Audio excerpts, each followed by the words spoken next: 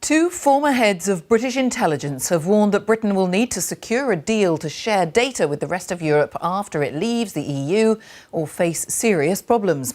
Robert Hannigan and Sir John Sawers also argue it would be a mistake for Britain to try to use its strong position in intelligence as a bargaining chip in the exit negotiations.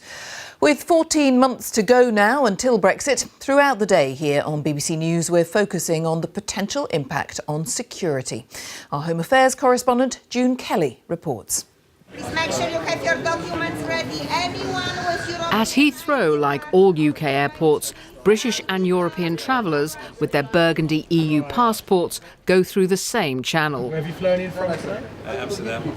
But for security and immigration reasons, might this be different once the UK leaves the EU? Post-Brexit, we could see changes when we come through places like this. The government hasn't yet shared its position on what could happen at ports and airports. But when it comes to keeping the country safe, it has set out its views on big issues like security, law enforcement and criminal justice. Stand clear! These UK raids were part of a typical European operation targeting a suspected people smuggling gang. There were also arrests in Belgium and Bulgaria. The UK is a leading member of Europol, Europe's law enforcement agency. When Britain exits the EU, it will have to give up its membership. Ministers say they want to negotiate a deal which will allow the UK to keep working closely with Europol.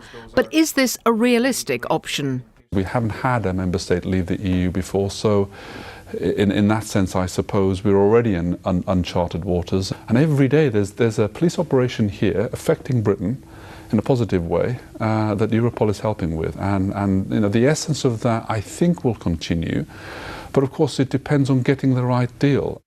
The UK and EU countries share information on criminal records, fingerprints and DNA, on tracking suspects across borders. And member states are also signed up to the European arrest warrant. The British authorities have used the arrest warrant to have wanted people sent back to the UK from other parts of Europe. Hussein Osman, one of the failed 21/7 bombers, is one of scores of suspects extradited to the UK to stand trial.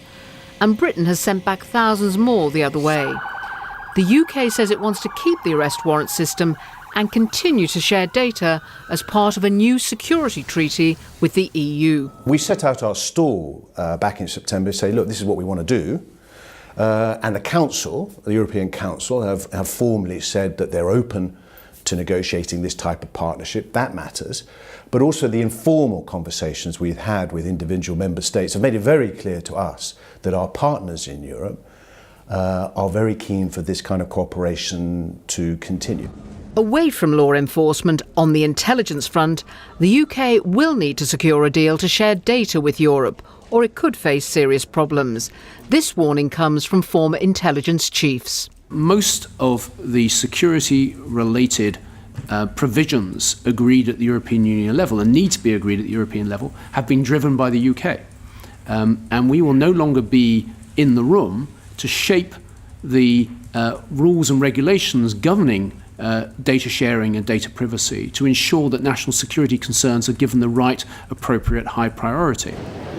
Britain is quitting the EU, it's not leaving Europe. This is the mantra from ministers. With security, the ambition is to retain the status quo. But this will depend on our current European partners. June Kelly, BBC News. Well, we know that talks with the EU are dealing with issues such as British membership of Europol, the European Police Agency, and the European Arrest Warrant. But there are other aspects of security cooperation which need to be taken into account, as Chris Morris from the BBC's Reality Check team explains. Well, it's worth making one thing clear at the start. No one on either side of the channel wants the security relationship to be worse as a result of Brexit. But there are currently technical and legal constraints on what can be done once the UK's left the EU, and a lot of it has to do with data and how we share it. Membership of the EU gives the UK access to all these shared databases on criminal records, fingerprints and so on.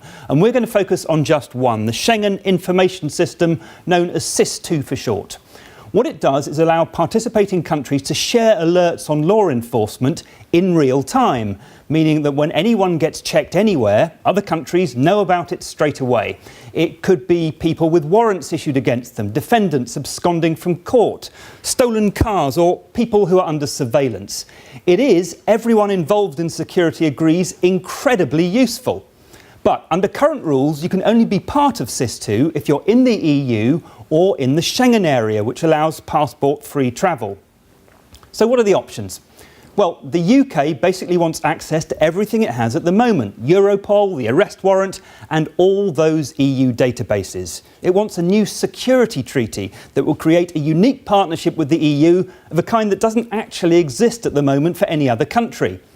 But the EU insists that you can't be in some of its institutions and not in others. To have a relationship as close as the current one, for example, it says the UK would have to accept the jurisdiction of the European Court of Justice on disputes over data or privacy, as well as any disputes about the way the system actually functions.